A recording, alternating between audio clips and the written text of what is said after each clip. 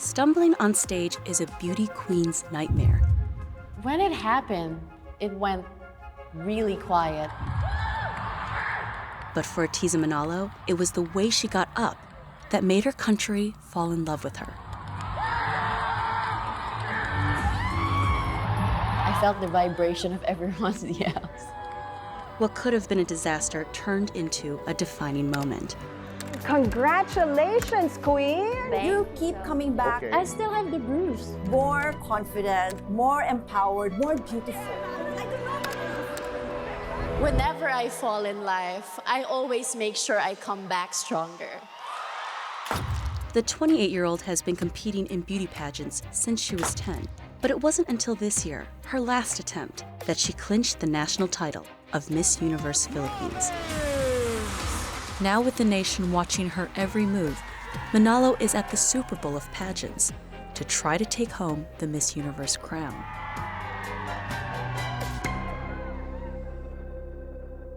In the Philippines, people stop and tune in, usually for 3 things: boxing, basketball, and beauty pageants. Everyone knows what Miss Universe is, and everyone watches it, and everyone has an opinion. The Philippines has become a pageant powerhouse, consistently ranking among the most successful countries at international competitions, producing 4 Miss Universe winners overall. Pageants are a platform, a route to a better life for some through prize money and media exposure. The capital, Manila, is full of beauty boot camps training up aspiring queens. My first ever pageant, I was 10 years old. I was told if I win the pageant, I get 1 year free tuition fee. And I come from a poor background. And at a young age, I understood that this is something that I needed, that my family needed. My grandmother, she's an amazing woman. She raised 9 children on her own. She was there supporting me all throughout me growing up.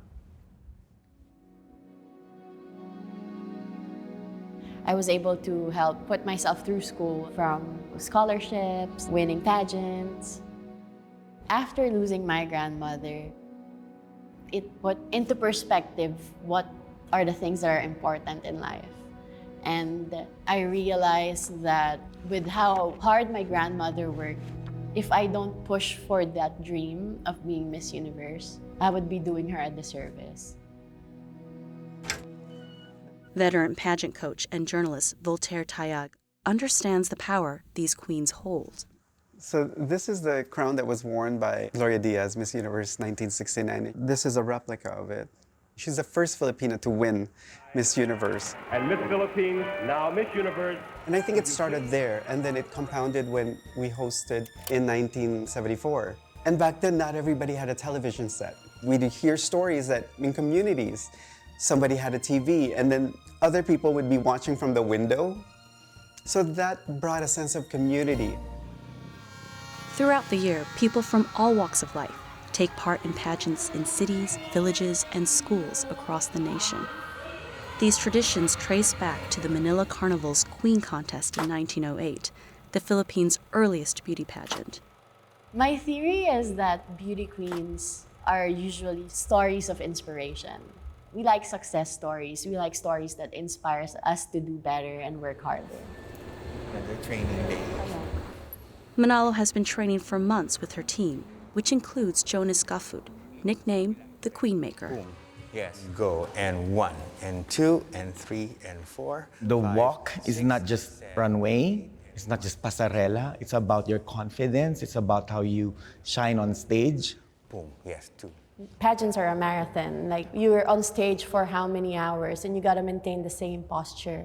Kayang-kaya mo yun yung sinasabi ko kasi nakaganon ka eh, no? Yeah, there. You gotta make sure that your chest is out, your core is squeezed, your perineum, I don't even know where that is, but it has to be squeezed. A little 45. Yes, there you go. And then boom, boom, boom. What I want is for them to have muscle memory, that it's not something that they're thinking, but it's natural on them on stage. I'm looking for that confidence, that spark, that aura of a winner. You have to understand all of these lessons while you're still training. But at that night, everything has to go out of the window and you just have to be in the moment. 1, 2, 3. She's ready to bring home the crown. It's a lot of work, a lot of events, on doing my best. a lot of photos and videos taken, a lot of interviews. So it's sweet. You think after you win, it's all about preparing for the competition. But we have contracts with sponsors that we have to fulfill, and I'm the person who has to do that. When I spoke to other girls that compete, for some of them, their pageants are sometimes just a one-night thing. But here in the Philippines, there's a whole industry behind it. I don't know if it's the longest, but it's definitely very long compared to other countries. So you have to have a lot of stamina in order to... Yeah. Yeah. And a lot of coffee. Critics say pageants can perpetuate unrealistic beauty ideals and race-related prejudices, such as colorism, which has roots in the country's colonial past. What is considered beautiful in the Philippines? For me, your face should look like a doll, like her. So maybe, yeah, that's it. For a very long time, I think for the Philippines, we've always had a preference of Western-looking people, pointy nose, fair skin. But the good thing is, it is changing. Last year, we crowned our very first Black Filipina Miss Universe Philippines. Miss Universe Philippines, you did it! This is Chelsea Manalo, Miss Universe Philippines 2024, wearing Manny Halasan. The audience gasped when she came out in this gown. When I found out that there were custom doll makers in the Philippines, I was like, wow, I didn't know that they could do that. And so each year I have a doll commissioned. I would usually have 3 of them done. 1 I keep for myself, 1 I give to Miss Universe Philippines, to whoever she is, and 1 to the designer, whoever made the gown. Oh my God! Oh my God! It's so cute! Even the color of my eyeshadow. Yeah. Yeah. It's not a complete and similar because this one has boobs. I don't know. That can easily be remedied. What do you think Atiz's chances are of winning? Oh my God, like that got me really nervous because I'm ready for my Miss Universe so I can retire. No, I'm just kidding. There's something that really touched me in your journey because sometimes a lot of people would tell her, "You again?" Yeah. And she said, well, I have a dream and I still have that dream to accomplish and to fulfill. I thought that was such a beautiful thing. And so now I'm really hoping that you win. And it's my destiny. And it's your destiny. Yeah. Oh my gosh. You made me nervous. This is my last pageant. So I'm seeing it as an opportunity to close that chapter of my life. There's always the pressure that you carry the Philippine sash with you because of the women who came before you. Miss Philippines is the most beautiful girl in Miss Universe. Now, Miss Universe is one of the most influential platforms, if not the most influential when it comes to beauty pageants.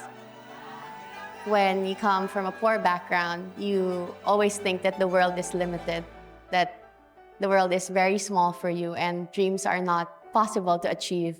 It would mean a lot to be able to be that symbol of hope for people to never give up on their dreams.